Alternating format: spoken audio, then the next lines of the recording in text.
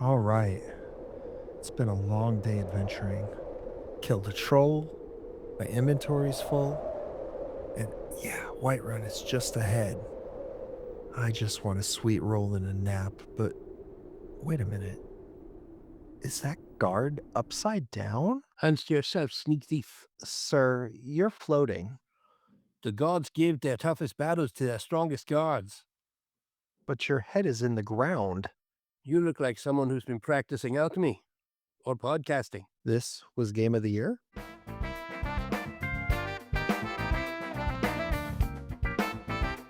Hi, I'm Tyson. And I'm Mike, and We argue with dragons.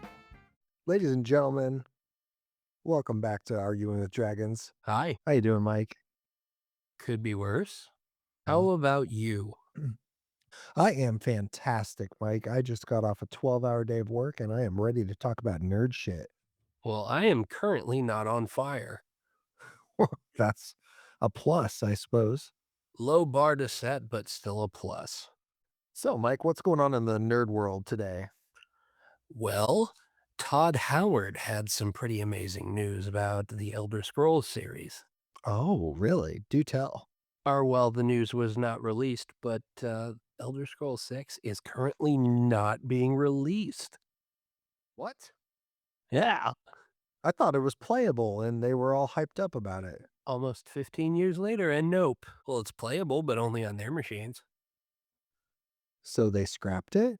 No. So it's not being released, but it's not scrapped. Well, it's not being released yet. Okay, so it's just like another Tuesday for Bethesda, huh? Like every Tuesday for the past decade and a half. Yeah.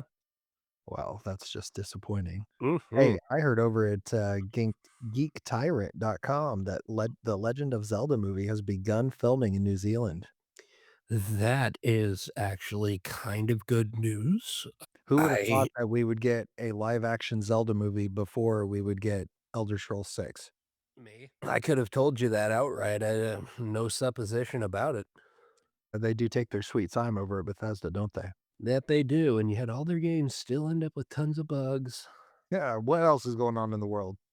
Well, let's not get too much into that because we will end up talking politics. Oh, okay. Well, I heard over at the Nerdist that Jensen Ackles confirmed that filming the spinoff of Vought Rising of The Boys officially wrapped. Ooh, I Yeah, do like the and sound of that. the last season of The Boys is about to drop on Amazon soon. No, when's it dropping, do you know? I don't off the top of my head, but I know that it's pretty soon. They're gonna release 2 episodes up front and then an episode a week Ugh. until it's done. I can't wait to see what happens to Butcher. Oh, me neither. Oh, me neither. But I'm a little mad that they didn't have Soldier Boy as a sniveling pile of basically cowardice. Yeah. One of his standalone comics, he literally pisses his pants as soon as he sees a supervillain. Oh, that'll be interesting to see Jensen Ackles playing that. I love Jensen. Supernatural is a great series, Oh, and the man himself absolutely. he's a gem of a human. Yeah, and it's a real shame that Countdown got canceled. Uh, I don't know if you ever so watched that one, but it was great. I have not. It's well worth the So watch. a game that just begs for a movie adaptation is actually our topic today. Yeah. Skyrim. Um, That would make a good movie. Honestly, I feel like it would make a better series. Oh, good. Kinda like they did with Fallout, which I enjoyed the 1st season, haven't watched the 2nd yet. So do you think in the series if a giant hits somebody that they would fly up into the clouds like they do in the game? There have been a couple of people on YouTube who have done the math and science and physics behind it, and no. And no. Love. The, force that would require to hit the ground in front of somebody at a distance of 1 foot from the person to make them fly up would be enough force, I believe, to collapse a neutron star. Oh boy. Interesting. All right, for you uneducated listeners out there who may not know what we're talking about, we're going to talk about Skyrim tonight. And I think that leads us to a lore dump, Mike. I do believe so as well. Released in November 11th, 2011, The Elder Scrolls Skyrim is the fifth installment to the Elder Scrolls series, and it has sold over 60 million copies. That's a It's lot. available That's a ton. It's available on 13 different platforms and released over 15 separate times. Skyrim today still ranks in the top 100 games playing on Steam concurrently, with 25 to 35,000 players, despite being nearly 15 years old. Wow. Now, Mike, I want to hear you give us a brief bit of lore about this game. All right. Well, the lore of the Elder Scrolls universe is pretty damn extensive, so I'll try to be as succinct as possible. A massive war has happened between the Empire and the Eldmeri Dominion, notably the Thalmor, a group of high elf racists who just want to see elves be the superior race again. Well, the Nords of Skyrim did not like that, mostly because in doing so, their worship of their patron god Talos was outlawed by the Eldmeri Dominion, and they are being hunted down like dogs, so to speak. Though who hunts dogs? That's terrible. Anyway, you, as a player, are introduced to the region of Skyrim in the back of a cart as a prisoner. What you did to deserve to be a prisoner? Completely ambiguous. But the opening line from the game, "Hey, you're finally awake." That lives on. That is a meme and it will be there forever. Absolutely. That I is want a fantastic. pillowcase that has that on it. I bought that pillowcase for someone once. It was wonderful. Hey, there you go. Anyway, the lore is dragons have returned to the world, having been gone for thousands of years, and they are pissed. That's about as succinct as I can make it. That's fantastic. That I think if you have never played Skyrim because you live under a freaking rock, that is definitely a good way to sum it up. So, where'd you hear about this game? Do you remember it? Originally, I actually had heard about it pre-release at a Starbucks from a couple of friends who were nearby. They said, "Oh, we're looking forward to the release of Skyrim tomorrow." I'm like, "Skyrim, huh? What's that one?" And then they said those 3 magical words, "The Elder Scrolls." And I was like, "Ooh, I've played Morrowind. I love that game." Interesting. Yes. So, we actually lived together when you first got your hands on this game, didn't we? Yes, we did. This was, I believe, a year or a year and a half or so after the game actually was released. Yeah. So that was my first experience with Skyrim also. It was watching Mike play it on a laptop computer sitting on his couch. Yeah. And I gotta say, I was totally disappointed. I thought it was lame looking. First person, you're running around with your hand showing, talking to guards. The graphics were, I mean, I guess they were okay for 2011, but it just wasn't exciting. And it could just be that at that point in my life, I had kind of fallen out of love with gaming. And I don't think it was any fault of games, maybe. I think it was more my life at that point.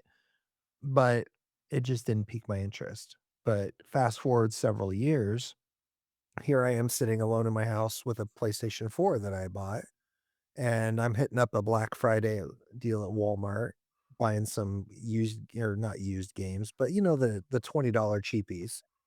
And I'm trying to find some titles my kids would love. I pick up Fallout 4, I pick up a Batman game, and oh, there's Skyrim. Well, hey, I've seen that played. It doesn't look so bad, I guess. I'll pick it up. Maybe the kids will like it. Well, turns out they had zero interest in playing Skyrim, like zilch. They loved Fallout, but no interest in Skyrim. So it's like, okay. So I pick it up and I give it a shot. And one max level stealth archer later, I'm hooked. Well, that's just kinda how it works. The stealth archery happens whether you want it to or not. This game is considered an international hit, and it is a gold standard for action RPG games. Absolutely. But I think it's time we knock this game back down to earth. Mike, Okay. it's time to roll initiative.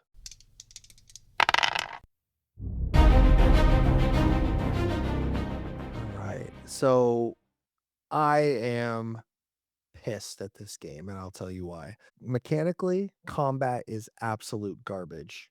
It is thin, it is boring. If you are a melee fighter, you are basically looking at animation tells, and the depth is just pathetic. I mean, it's just it's sad. Now magic is a little bit better. It's flashy, but it's very repetitive and loopy and just kind of boring. And I just mentioned the stealth archer because it's kind of a meme class, but it's not a joke. It's a symptom of a bad combat because that path is consistently efficient, safe, satisfying every single time. And anything else you play in that game, I don't care what you say, it feels clunky. Mike, you rolled a hit. Okay. I've got a few issues of my own that I largely ignore because of how much I love the game, but the bugs in the game that come with release are a very genuine problem. Not talking about the giants launching you into the air or anything of that nature. That was unintended, but hey, it became part of the zeitgeist. And well, the first time you see somebody riding a horse through the sky and it's not a scripted event, you realize, oh, this is a problem. The horse just Yeah. right through the sky, or Yeah. your guard is upside down with his head in the dirt. Something like that. I haven't experienced that one exactly, but hey, I still have the game and I still play it occasionally, so who knows? There's still time. Now, without mods ironing out some of these bugs, a lot of the game is damn near unplayable in its basic form. Damn near, but not completely. Yeah.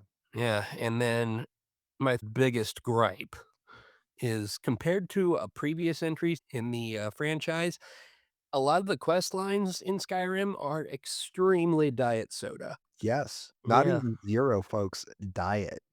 You still drink yeah. diet, Mike, or do you drink 0? I have never willingly drank diet soda in my life, hence why I'm fat. I will tell you this, ladies and gentlemen, there are folks out there that will die on the hill of diet soda is the best thing ever, and they can't drink regular, they won't touch 0, diet soda, or bust. They walk among us, ladies and gentlemen. I'm gonna go ahead and give an example to that last bit. In Skyrim, if you want to join the Dark Brotherhood, you listen in to a little boy doing an incantation that is supposed to summon a member of the Dark Brotherhood, a Mhm. League of Assassins. And then you join the Dark Brotherhood, you kill a few people, and that's about it. It's a pretty short quest line. I could probably knock it out myself in an hour because I know exactly where to go for every single one of the quests in the line, but that's beside the point. Fact is, the Dark Brotherhood quest line in Oblivion. We'll go to that one first. That involves a lot of killing people, as one would expect from an assassin storyline, but there's a lot of turncotery, a lot of hidden plots, and an unmasking, all of which take place over the course of a 4 or 5 hour plot line. That seems much more in depth than what Skyrim offered. Pretty much, yeah. And, that leads me to another one of my gripes. What's The that? writing and the main narrative are just not what people remember about Skyrim. And they don't remember it because it sucked and it wasn't strong. The main quest is competent. I will give it that, but it is not a master quest like you would expect from a AAA game, especially a AAA game that is literally the pinnacle of action RPG. Many Absolutely. of the quest lines, they just end abruptly. They resolve so cleanly, there's no gray areas. And And I will admit, that is absolutely true. And I think competent is a good word for it. yeah. See, it's go kill, fetch, pacing. I mean, it's like Skyrim was almost built to be a MMO in its default form versus a good, engaging single player story. Now, I will say this, I give it credit for being so open world and letting you just do whatever the hell you want. Oh, yeah. If you're gonna get involved in a quest, I mean, they should really involve you. But I every time I play in a quest, I always feel like I'm this outsider, even though I'm the one they hired, you know? Oh, It absolutely. it's praised for immersion, but that immersion often comes from art, music, roaming, and not dialogue, not story. Just Absolutely. it's pathetic for a AAA game. It really is. Yeah. With Skyrim, you jump into these quests, you do stuff, you become the leader each time, and it's done in a flash is I the know, problem. and you've only given them, like, 5 lines of dialogue because, yeah, Yeah. you can answer a certain way, but these guys are like, "Oh, it's time to make you our leader. You've done, Yeah, like, 2 things for me, and you still don't even know anything about me." absolutely. Whereas That's in Oblivion, each guild individually has its own structure. You climb the structure tangibly.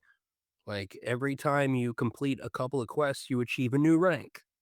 Then you move up the ranks and then eventually become the leader. See, that should have been how Skyrim operated. Absolutely. I will 100% agree with your gripe on that. Oh, good. You know what else I gripe about? The dungeons. So factory templated. There are structural differences, but, like, you can find so many caves, and they all look the same. And they all have the same thing in common. You go, you fight a mini boss, you go in a little bit longer, you fight some mooks, you go in, you fight a boss, and oh, there's this magical secret door that takes you right back to the entrance every fucking time. And I don't know, it just breaks my immersion. Is it nice as a gamer to be like, oh yeah, I don't have to backtrack all the way through that freaking dungeon again? But Frankly, I love that. Absolutely. I Not do, having to backtrack is great. but it just feels like laziness. A little bit. A little bit, I will admit. Bit lazy, but at the same time, it's a video game. No, that's fair. That's fair. All right, what's your biggest hot take on Skyrim, Mike? Hot take. The Vampire Quest, specifically the part of the Dawnguard DLC that you become a vampire and get an associated transformation with it, Mhm. complete booty. The biggest pile of booty. Yeah. So, it if you're uneducated, again, listeners, there's a quest line with some downloadable content that allows you to become a vampire. And it is like this build up and this great moment where Skyrim's actually producing an interesting bit of story with this vampire chick following you around and you deciding whether or not you want to thwart the vampires or if you want to join them because it gives you the option to do both. It does. And then you're like, "Oh, I can become a vampire." So you do it thinking this is going to be the coolest thing ever. And then it happens, and you realize that, well, shit, now I can't go out in sunlight, and when I turn into a vampire, I look like this I don't know, I look like a fucking predator monster or something just running around sucking blood, and it gives you no other real benefit other than what, poison resistance or something? Well, poison resistance, obviously life steal, and then a different magic tree. Now, compared to the other thing you can become in the game, a werewolf, Mhm. far cooler. Oh, yeah, the werewolf is much better. You just hack and slash shit down, and all the guards tell you from that moment on that you smell like a wet dog. Been It's tending to hounds lately? It smells like wet dog. yeah, it's fucking great. Yeah, and I'll tell you what, nothing beats becoming a werewolf with maxed out stats in the werewolf talent tree, just running through a dungeon and just destroying everything with claws. Yeah, see? So, Mike, I think your hot take was a little bit more like a lukewarm, maybe toasted 3 hours ago sandwich. Tepid. Mm. I think Skyrim's combat system is good enough to not quit, and that is the only bar that it clears. Yeah. There's my medium heated take. I will give you that to an extent. So, we beat up this game pretty good. Maybe we should throw it a little healing, don't you think? Toss it a potion. Yeah. All right. All right. She's back and alive, folks. So, Mike, tell me why I should not just throw up all over my copy of Skyrim. Alrighty, I can do that. Okay, let me explain to you why your opinions on it are stupid, okay? See, while the game is very rough around the edges, While there's absolutely game-breaking bugs and a lot wrong with it, the game genuinely shows what good high fantasy writing can make. Has a lot of replayability due to the sheer amount of content involved. So many things to discover and do, even within the unmodded game. You see, okay, that's where I gotta stop you because there isn't that much to do in the unmodded game. And if I have to download a bunch of mods that other people freely put in their hard work into, I feel like Bethesda is just getting off too easy. Why the fuck should I buy this game 15 times if a bunch of people are coding pretty much a whole new game just using the engine? That's Well, first of all, I'd why rather would give you them my buy money. one game 15 times? That's silly. Okay, Buy Mike, it just the one time. how many times have you bought Skyrim? Precisely 3 times. One Okay. for the standard game, one for the special edition, which included a few additional mods, better gameplay ability, and a more optimized engine, and then the anniversary edition, which came out on year 10, which included some community-made stuff that they implemented into the game upon re-release, as well as an even more optimized engine. True. Okay, I think So I've I bought and Skyrim also. the anniversary edition was actually an upgrade, so I didn't buy it, it was just included.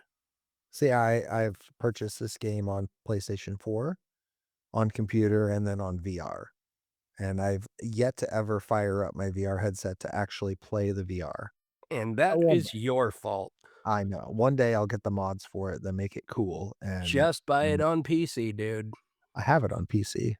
That's what I'm saying, you should put the Sony machine to bed and, No, I then don't. gently smother it with a pillow. My PlayStation has been unplugged for a long time now and in favor of a ROM box playing old games.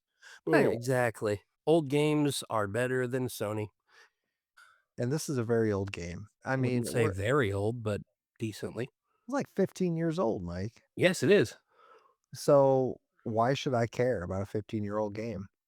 because it's amazing. It genuinely, the good fantasy writing can do a lot for it, even without mods, because the game has a moral choice system where you can be potentially locked out of a lot of content if you make the either, well, opinionally wrong choice. That's not saying that any choice in the game is wrong. It's just that there's stuff you can and cannot do unless certain choices are made. Oh, that's fair, I guess. Perfect example would be the quest for the Daedric Prince Vermina. Towards the end of it, you can either side with Vermina and kill the person who helped you through the quest and take a staff as your prize. Or you can destroy the staff and get a follower. The staff is not that great. The follower, much better. There are clear right and wrong choices in some cases. In others, it's really a matter of flavor. And if you want to experience all 24 flavors, you have to go to you have to play Skyrim a bunch of times. It's kinda like the Baskin Robbins of action RPGs, don't you think? A little bit, yeah. It gives you a wealth of choice, but unless you repeat it, you're not going to see all of them. See, I feel like just this reputation and this greatness is all involving mods.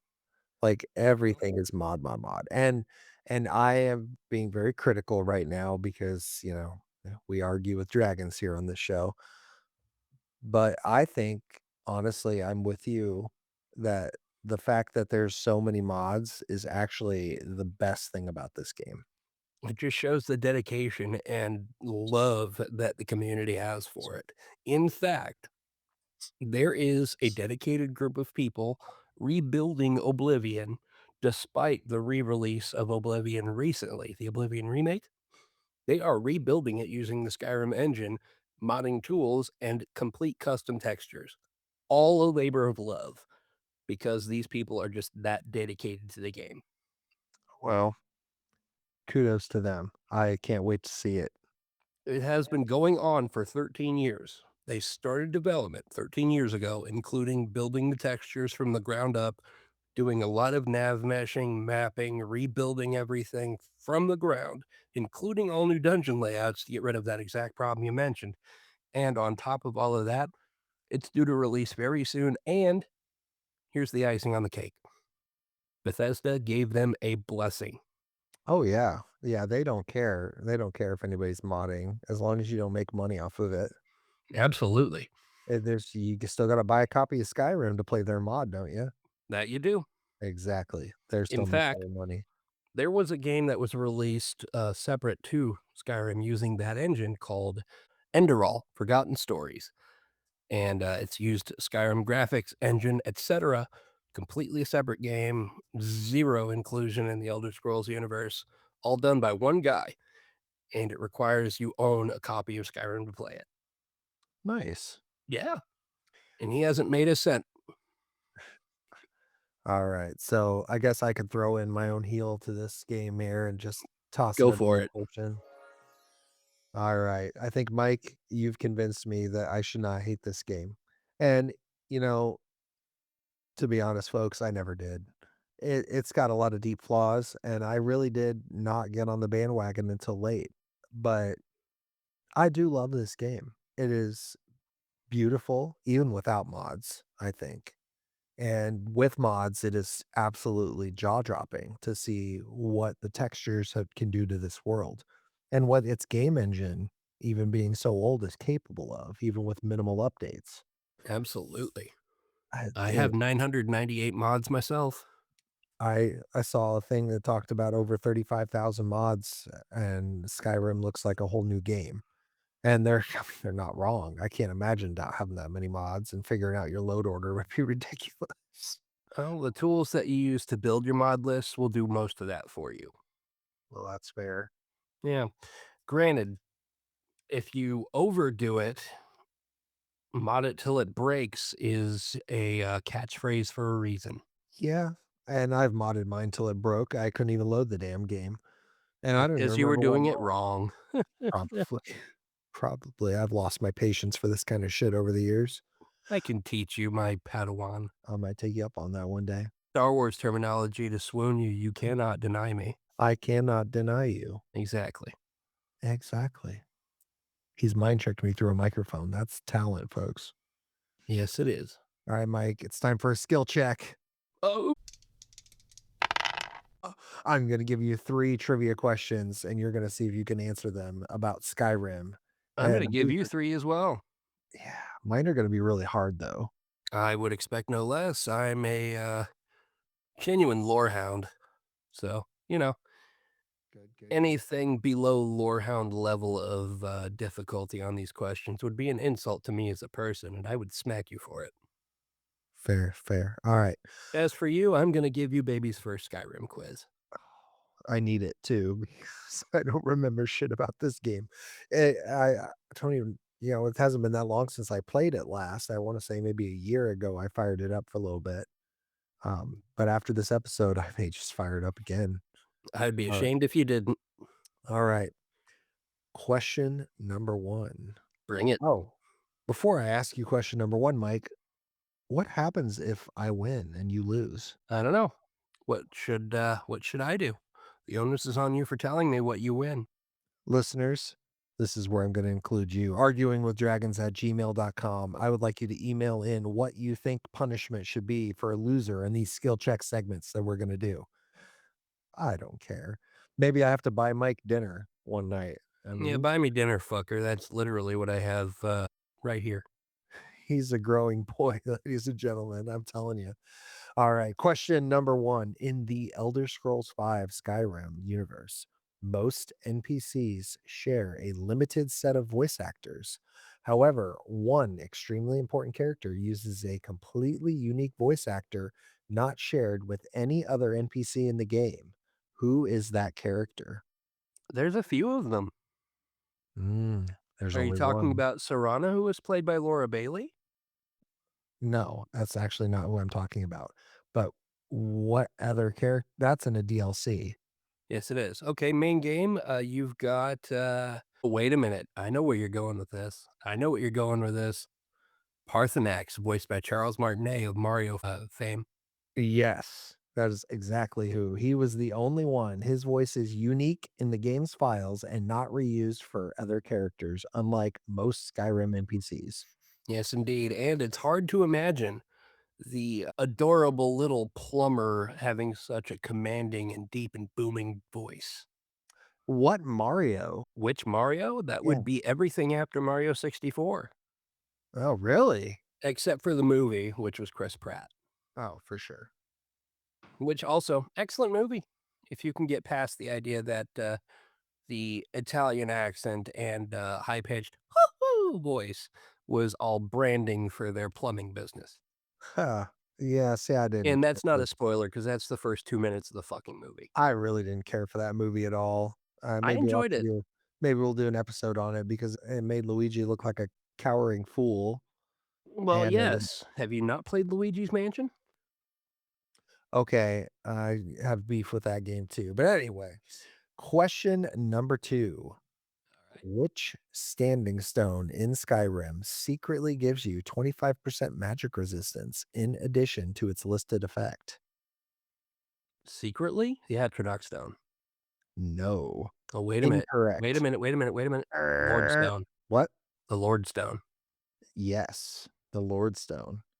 See, you still got it wrong though. Misunderstood at first, so Yeah, the Lord Stone's visible power is plus 50 armor rating, but it yes, it also is. quietly grants you 25% magic resistance, which is not explicitly stated in the in-game description. The Atronach Stone is magic absorption. Oh, see. Yeah, Pay attention to that's where detail. I was confused for a second, Tricksy but, question. I knew what you meant. Canonically, the oldest living character that the player can directly interact with in Skyrim. The oldest living character? Are you talking base game or DLCs included? I'm assuming these are base game questions. The oldest living one. That is tough. Well, I'm just thinking DLC at this point, my goodness.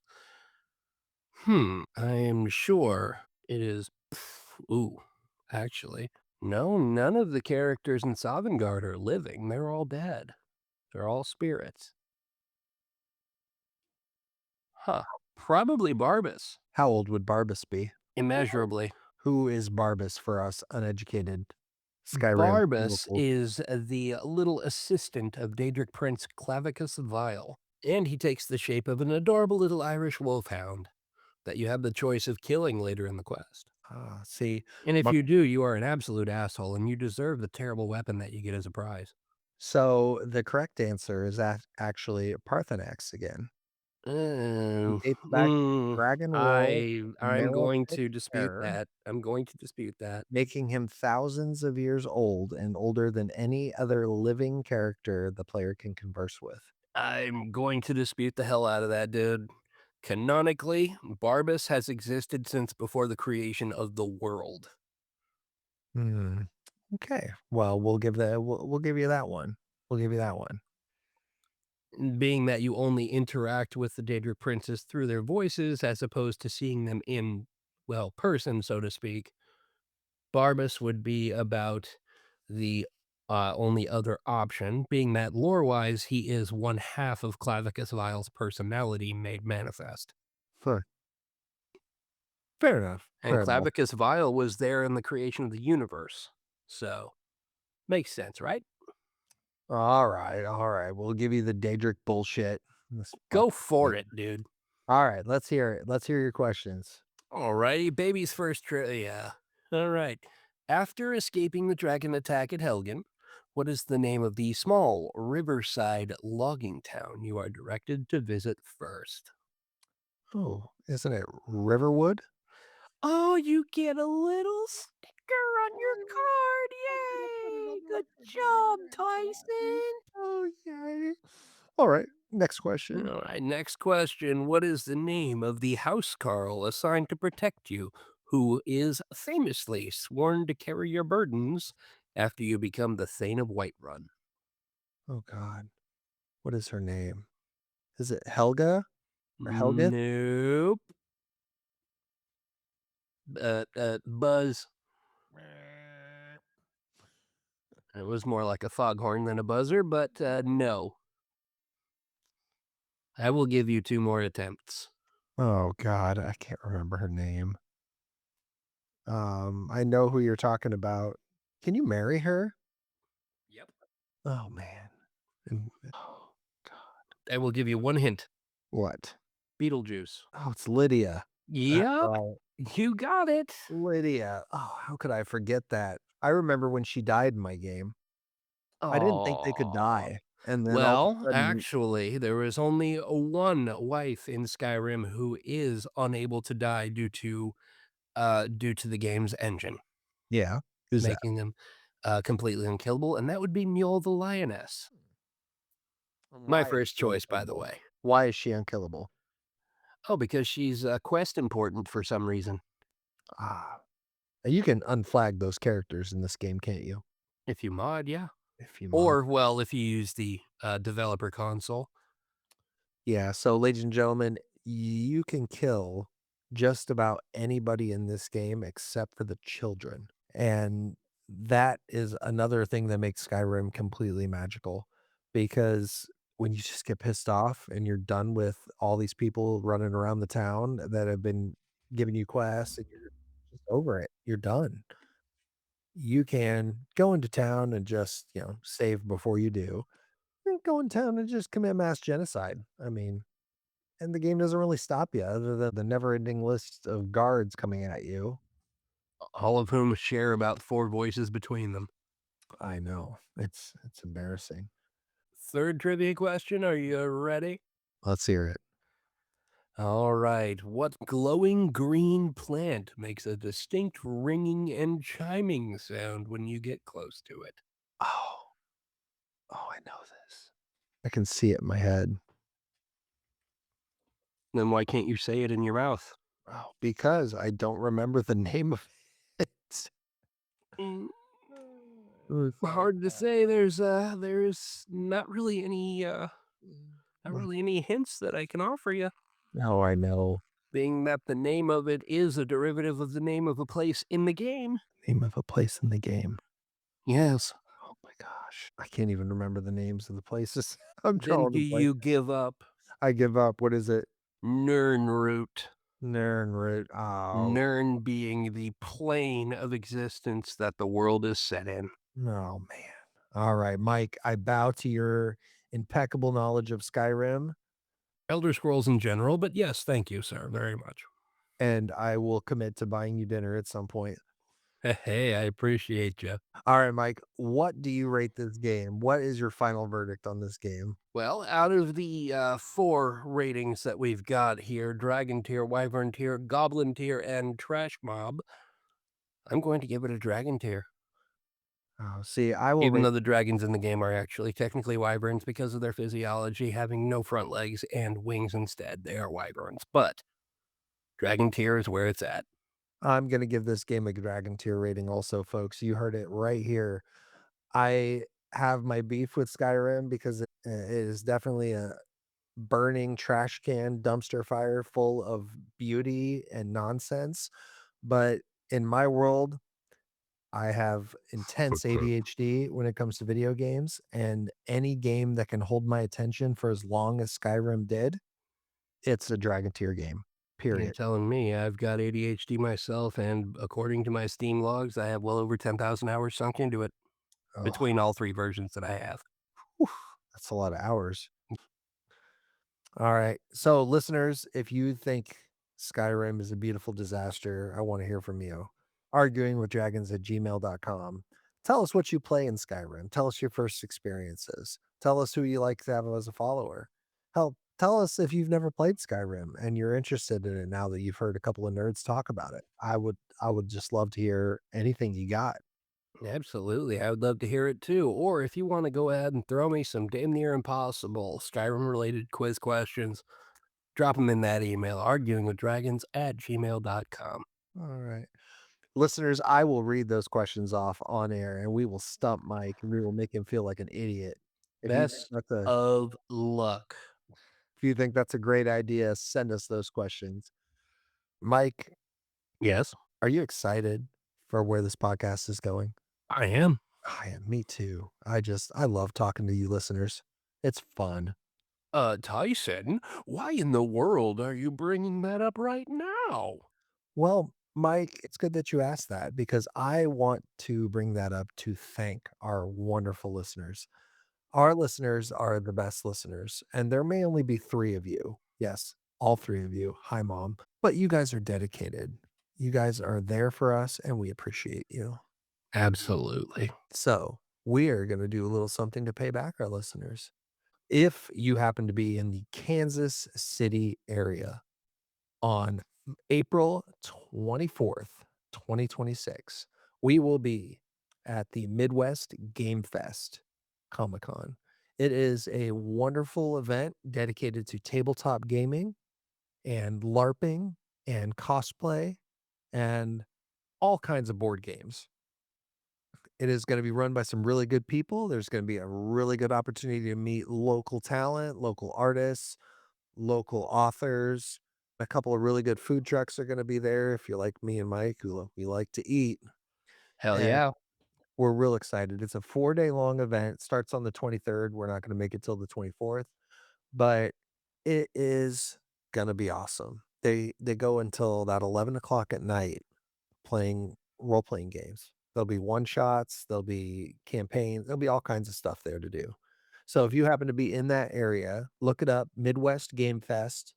They've got a whole website, it's beautiful, and we're gonna be there. We're gonna be interviewing some of those fine, talented people and meeting some of our fans. Well, I don't know about you, buddy, but I'm over here gasping in Spanish. Oh, I know. It's gonna be so exciting. Then, if you happen to be a local boy to Iowa like we are, on June 6th, we are going to be at the West Burlington Mall and, attending a Comic-Con there that is held by some good folks at the Quad City Comic-Con organization. Uh Confusion, craze, and disbelief. I know, who thought an up and coming podcast like ours would be going on tour so soon? Yeah, So, wild. I'm excited, I'm I excited. am too. Alright, so folks, I'm not going to tease our next episode because it's gonna be a secret surprise. Oh my goodness. I know, but definitely tune in next Tuesday, and we'll have some Ooh, goodies for you. I can't wait. Alright, folks, that's gonna conclude our episode tonight. Have a good night, ladies and gentlemen. May the roads be short and the food be long, or however that goes. Touche.